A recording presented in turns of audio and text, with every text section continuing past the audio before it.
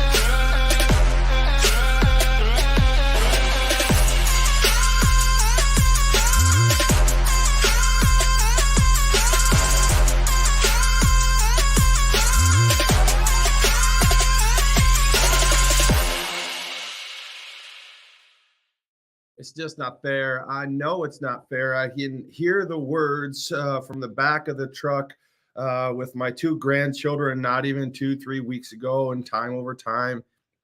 And I think you can remember these words too when you were a child. I think you can remember these words when you're grown up children. I think you can remember these words when you're teenage children. I mean, if you have children, you've never missed these words. If you've been a child and you have any decent memory skills at all, you've heard these words. If you're a boss, if you're a preacher, if you're a teacher, I don't know that you can go through life and not hear these words that echo, echo, echo. It's just not fair. And what I want to talk to you about today is this idea, and I want to acknowledge it to you that a person of my position of life or age or success, if you will, we have this echoed sentiment in our heads just like anybody else. I just think that sometimes some people deal with inequity differently than others. Nora, my 4-year-old granddaughter, deals with it in one way. And Judah, my 6-year-old grandson, deals with it in another way. But I don't think that we can ever run from the fact that our hard wiring, right, our wired differentiality, that we all have some cognizant understanding of what fairness or righteousness is. Now, this isn't a diatribe on how to make you more fair or less fair or rally the troops about unfairness and rise up against the man. This is really not that at all. This is just this call to arms of who we are as wired differently people, who we are as people who seek righteousness, who see unfairness, who feel the wrath of unfairness. Well, it's not fair, Papa. They get ice cream. It's not fair, Papa. That place is one way or another. It's not fair, Papa. They got a longer period of recess. Judah, on the other hand, is, man, it's just not fair, bro. Bro, that's not fair. That, bro, Judah really doesn't have an answer for my 6-year-old grandson. He doesn't have, and I love the name Judah because we're going to talk about Judah all day long today. The nation of Judah, the territory of Judah. We're going to talk about Amos, man. But my grandson's name is Judah. Amos was a prophet back in 8 BC who came down from the hills of Georgia and the mountains, maybe. I don't know. But this Judah, the first Judah, comes down over, Amos comes over the country of Judah. And he declares unfairness. He declares unrighteousness. And we're going to talk about that. And what's it leads us to this component of my Judah, my 6-year-old Judah. He knows what's unfair.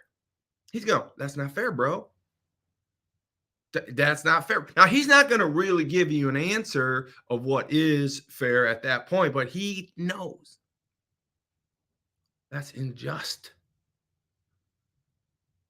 That's not right. Nora, on the other hand, she's 4. She's going to say it's not fair. But for some reason, Nora takes a little more action in unfairness. Nora realizes that there's 4 little babies in the nursery, and her mom's doing daycare. Kendra is my daughter, and she's a brilliant, beautiful, godly woman, and she runs a church school area, and I don't know the name of it. Forgive me. But she's bouncing back and forth with little bigger kids, smaller kids. And there's this nursery. And I got this image of little Nora one time. And the babies weren't getting enough attention. They were probably understaffed or something. And little Nora was in there helping her mom or maybe even another teacher out. And I got a video of her going from baby to baby to rocking one baby and then rocking another baby. And then there's another baby over there wasn't getting attention. And it just wasn't fair. And so she went running all the way over to that baby and she rocked that baby. And I had this image of her rocking one baby with one hand and rocking another baby with another hand and maybe even rocking another one with her foot. And she made her rounds to all the little children in the nursery, right? And making sure each one of those children got touched and were attended to and got equal amount of reciprocity of fairness or equal amount of reciprocity of righteousness of the attention or love of a 4-year-old child.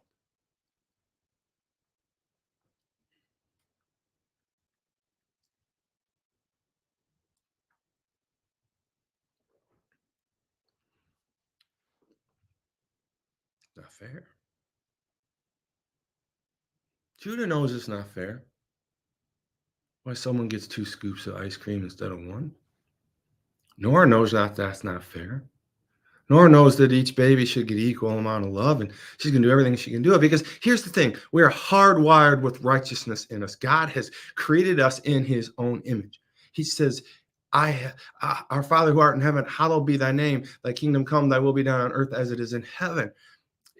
We are created from birth in His image. Now, we don't all have Christ in us at the time we die, but we all are created in His image with the capacity to have Christ in us. And so that hardwiring in us is our ability to say, that's not fair. I see that that's not right. I see there's inequality. I see there's inequity in that regards. I was at a track meet yesterday with a track meet, high school track meet. I went to see a good friend, a partner in Paceserve Systems. His name is Sam. He's a brilliant man. I've talked about him several times, probably on the show, in and out. I love him. I love his family. And he has a middle son by the name of Larson. And he's actually the young man on the image that was leading into this hype of this show this morning. His name's Larson. And he's an amazing man. He's worked very hard to throw the discus and the shot put, and that's his thing. He plays football, but discus and shot put are things that he really wants to excel in life. And he's worked really hard. And we were at a track meet in, I think, Sturgis, Michigan, and they were Sturgis and Niles and Edwardsburg. Those 3 little communities. Not little. I think Sturgis is, I don't know what size. It doesn't matter. There's 3 schools all competing: girls track, boys track, all come together. Softball was going on, and it was just like, it was great to see all these young people competing and having generally a good time. But I was there to see Larson, and I was hanging out with the father, Sam. And it was interesting to me that he was clearly a standout out of some 20 young men out there throwing this shot put and discus. And we got over to the discus. He won the shot put pretty handily, but he went over to the discus, which was just something I think he really wants to compete in at a national level. And most of the kids they were good, but they weren't right in the throwing league that he was in. Right? Some things just aren't fair. Some kids are born naturally differently, and Larson is one of these kids that at least had the genetics that he could build on, and he's worked real hard at it, and he really stood out in that audience. But when we went to the discus, this cage was built so if the discus gets away, it doesn't hit the people standing around watching the discus as it flies, right? You wing it like this, and then swirls, and then it goes out about 100 and some feet. And if it gets loose from a flip, it can hit the left or it can hit the right. Well, this cage is built so that if it gets loose, it doesn't hit anybody on the crowd. Well, all these discus throwers are right-handed, but when Larson got up there, the guy that's the proverbial guy that's supposed to win this event gets up there and he's doing his warm-ups, and he's got like 2 or 3 warm-ups, and he steps up there and the crowd's all watching him, and it's like, can't wait to see this kid throw. And ting, right off the side of this cage. And it hit hard, man. People were like getting back, and it just ting, and the discus goes flying out into the little bit of shrapnel here and there, and it says flying, and of course it's not going to count. And he takes another throw. Ting. Oh my gosh, this kid that's supposed to win it hands down, this kid that really supposed to excel in this regard for all the right reasons, just can't get it out of this gate, this cage, this arena. Well, it turns out that Larson is actually not throwing right hand, but he's throwing left hand. He's throwing left hand. And the cage was built for right-handed throwers. It doesn't even comprehend. It's just not fair because this kid is supposed to win this whole thing, and the system is set up against him because he is throwing with his left hand, not his right hand. And every time he gets off just a little bit course with his left hand, ting, ting. I got to hand it to this kid, Larson. He didn't let it rattle him too much. The event starts, and he gets 2 throws, and then he gets 2 more throws, and the longest throw wins the whole thing. He steps up there, has to beat like 123 feet, an everyday toss for him. Ting! Crowd's like, oh my gosh, this kid's supposed to be the state champion. He can't get it out of the arena. The arena was built for right-handed throwers. He's left-handed. It's like the world's never seen a left-handed thrower, but this school's old. It's antiquated. It's like, I don't know, but it was not fair at all. It just wasn't fair. He gets another throw. Ting. The crowd's almost laughing at him. And he's a little bit distracted, but not broken. His father's sitting there and just shaking his head and kind of laughing. And I'm like, man, I'm not even this kid's father. I'm not even from this state, let alone involved in any of these children's sports, regardless of anything on a regular basis. But I'm thinking, my gosh, my God, this isn't fair. His very last throw. Made some adjustments. I thought he was going to throw right-handed. Made some adjustments, cranked one out there 151 feet and won the record, walked off. And all I could say, man, is that just wasn't fair.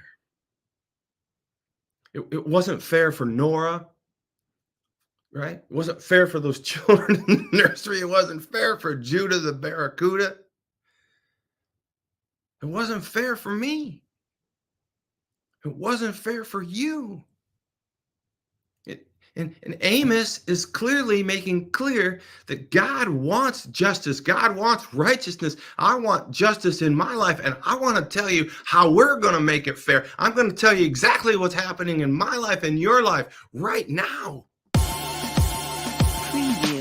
Todd is not only a remarkable, successful 30-year titan in business with having multiple businesses that generate multiplied millions of dollars. And if that plan happens to be to build $1 million company, which I can help you do. But he's humble. He's a man of God. He's a family man. The world's news organizations are built on everything but positivity. He is an influential entrepreneur and business speaker for over 30 years. I've got to forecast. I've got to pronounce. I've got to project. I've got to share with you my ideas, my vision, my goals for not only myself, but for you. That's why he's came up with his incredible concept of taking and creating a platform for people that are wired differently. And you got to understand that your habits of your person and your habits of your business and your habits of your spirituality have to lead to the North Star of who you are. We need to figure out who we want to be in life.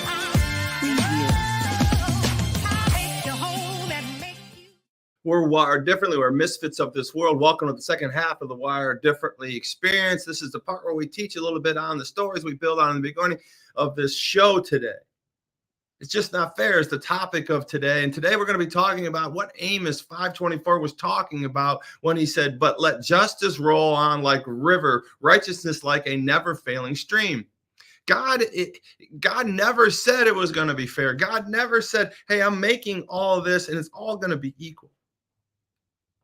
He just didn't say it. You can look in the Bible. In fact, he is the author of, I guess, unequality, because he had to bring Christ here to deliver equality. And I know you have heard me say this in many times before, but I'm going to say it again today. The Christ was the first chief diversity officer to ever walk this planet. Right? Christ came here to fulfill some form of equity in this world. He came here for everybody. The Old Testament and the New Testament are, different time periods. The Old Testament was before Christ walked on this earth, and it was calling for Christ to come walk on this earth and be the deliverer, the Messiah, right?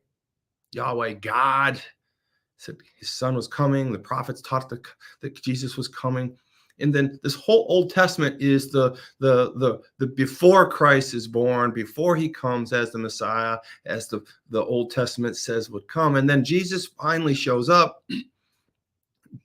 fulfills all the prophecies, becomes Christ, becomes the Messiah, and that's what delivers the New Testament. Very simple. Before Christ was born, they were killing sheep and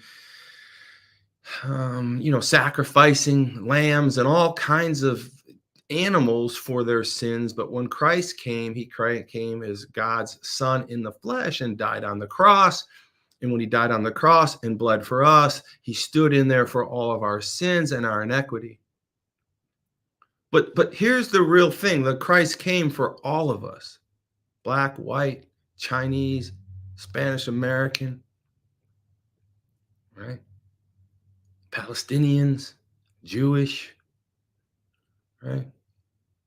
Hezbollah. I mean, he came for everybody. And the Old Testament wasn't prepared for that. At least the Jewish nation wasn't prepared for that.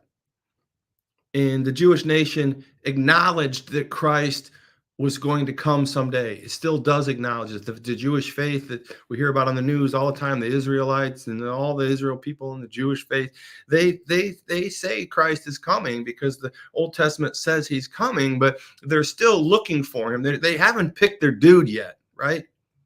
Because the faith that Israel was built around really felt like in Jesus's time that Christ was going to come back on a white stallion to save literally the Jewish nation and only the Jewish nation. But Christ, God, did a no look and said, no, I'm coming back on a donkey and I'm here for everybody. And therein lies the rub. The Jewish nation would say, well, that's not fair. We are your chosen ones. God's never denied that the Israel people are not his chosen people. And Christians would say, yes, Israel is his chosen nation. Those are his chosen people. But see, this is where Amos comes in 8 BC, because back before Christ in the Old Testament, 8 BC is before Christ. So this is like the 8th century, right, before Christ. So here's the thing, the countdown, so 8 BC, 7 BC, 5 BC, 3 BC, 2 BC, 1 BC. Then you have the year after Christ, and then year 1, 2, 3, 4. Now we're at the year after Christ, 2024.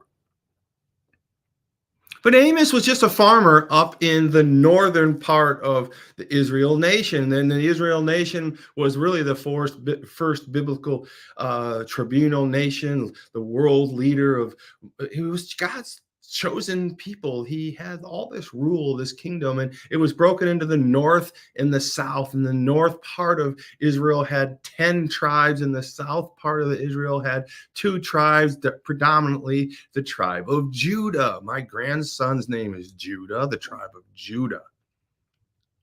Well, the northern 10 tribes were problematic. They became sinful and arrogant and boastful and not what God had created for them to be. And there comes out of the hills a man by the name of Amos. And I want to take you to Amos because he's not a person that, I mean, he's us, I think. I think he's really us. Woe to you who long for the day of the Lord. Why do you long for the day of the Lord? Amos is saying this to all of Israel, predominantly the north part of Israel, with the 10 tribes that are full of sin and debauchery and not being fair, not doing things accurately to the people that were poor. The injustice was being served to those that didn't have. And the 10 tribes in the northern part of Israel were debauchery. Wasn't the case in the tribe of Judah, the southern part of Israel, which now is still Israel. It's not as big, but it's around Jerusalem, and Israel is still the southern piece, what's left of the remnants of the Israel world and kingdom that God has blessed. But see, God is fair. God is omnipotent. And so the northern part, the 10 tribes in the northern half of this large, look it up in a map, this large sector of Israel, the same place, same continent, same everything by the Gaza strips, all the land's still there. It's just broke up differently. Israel has this little spot when it used to have all this, has this little spot, what's left in the tribe of Judah, the area of Judah. God told Amos to go to the north and tell them, right? The day of the Lord is coming, and it's not light, it's dark. Woe to you who long, because Amos comes out of the mountains in Judah as a poor farmer, happy poor farmer, and he becomes a prophet. He says, listen, bro, up there in the north, you 10 tribes, you got problems. Woe to you who long for the day of the Lord. Why do you long for the day of the Lord? That day will be darkness, not light. It will be as though a man fled from a lion only to meet a bear, as though he entered his own house and rested his hand on the wall, and then a snake bit him. Will not the day of the Lord be darkness, not light? Pitch dark, without a ray of brightness. I despise your religious festivals. Your assemblies are a stench to me. Even though you bring me burnt offerings and grain offerings, I will not accept them. Though you bring choice fellowship offerings, I will have no regard for them. Away with the noise of your songs. I will not listen to the music of your harps, but let justice roll on like a river, righteousness like a never failing stream. So I'm going to make this pretty easy for you because I have spent some time on this. And what Amos is trying to say, man, God has called me out of the hills. I'm just a sheep farmer. I don't really smell that good, but I'm happy. I got family. I got things going on. And I don't like the city life. I don't like all this stuff, but God's called me to come down here. And here's what he told me to tell you. Listen, bro, you got problems. You think that the day of the Lord is light just because David conquered Goliath, just because Nehemiah, all these people have won and God has won all these battles and won and won and won and won. But the day of the Lord, it's at hand for you, you 10 tribes north of Israel. It's the day of the Lord is coming for you is not light. I'm here to tell you it is darkness. And I find that particularly interesting because to my knowledge, anytime I heard the day of the Lord, it was always a good thing. Well, I think it probably was a good thing. God let darkness ascend on the 10 tribes of Israel because it was rotten.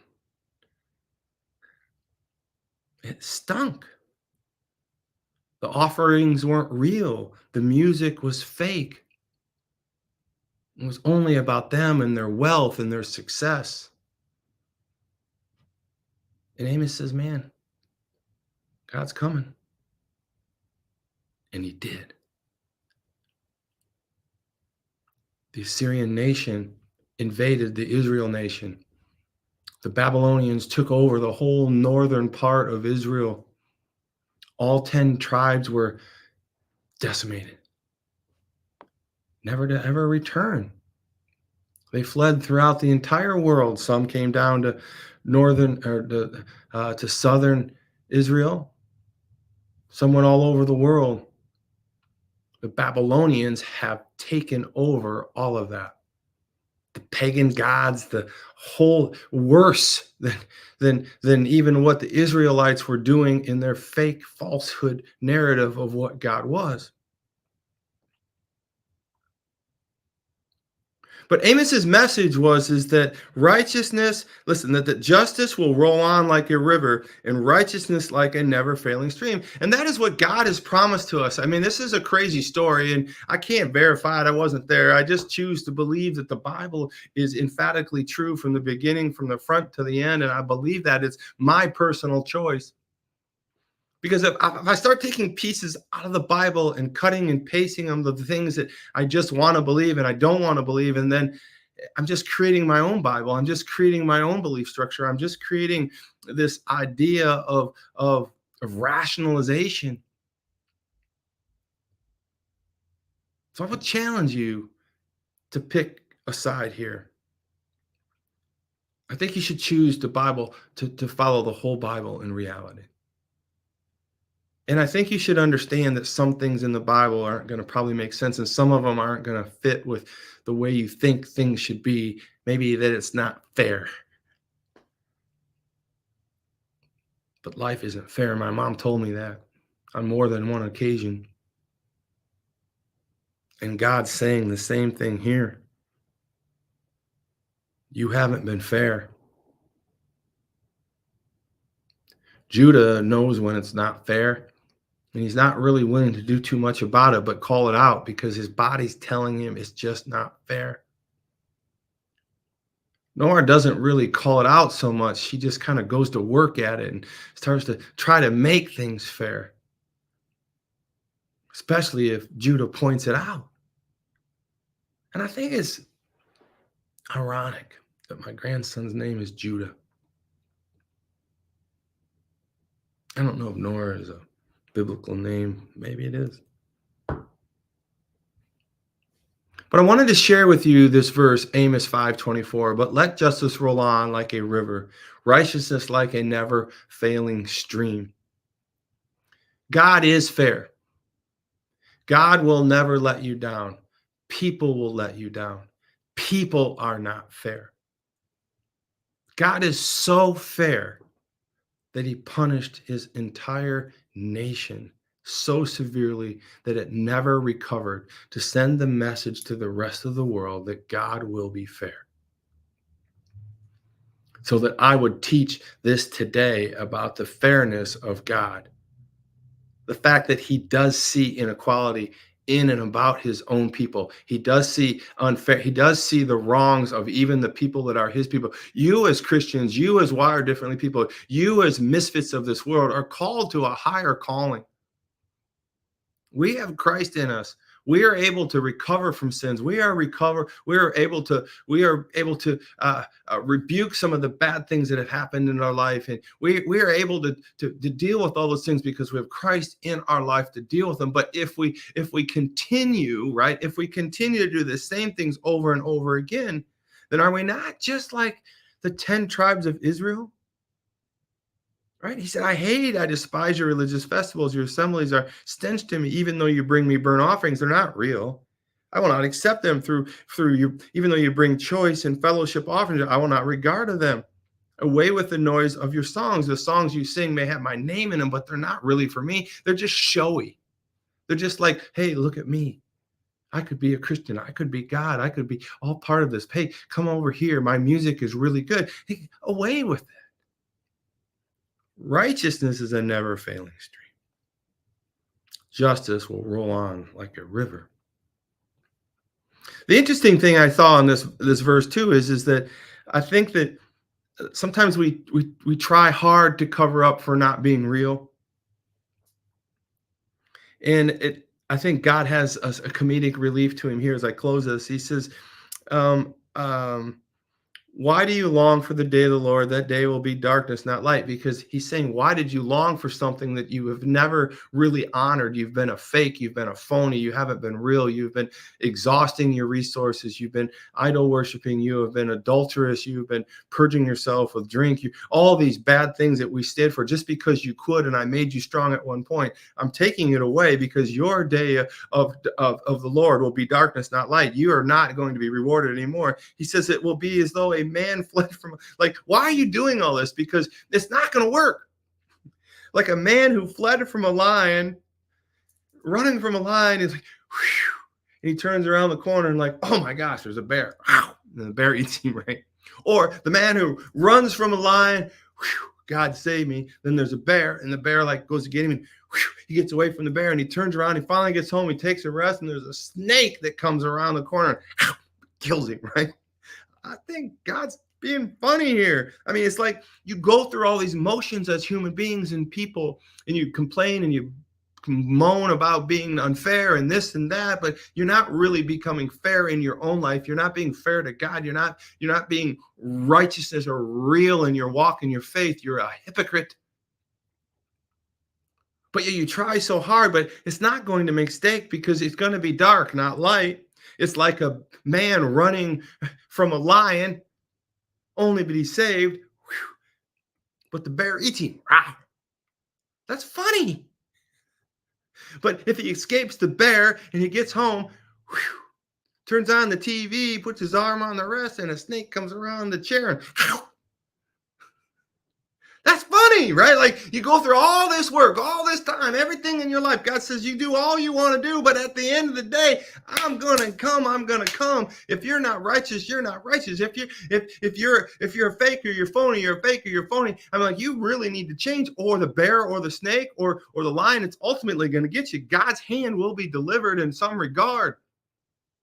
Just like the 10 tribes of Israel. Babylonian came, conquered, changed the landscape of the world forever, just to share that message with us today.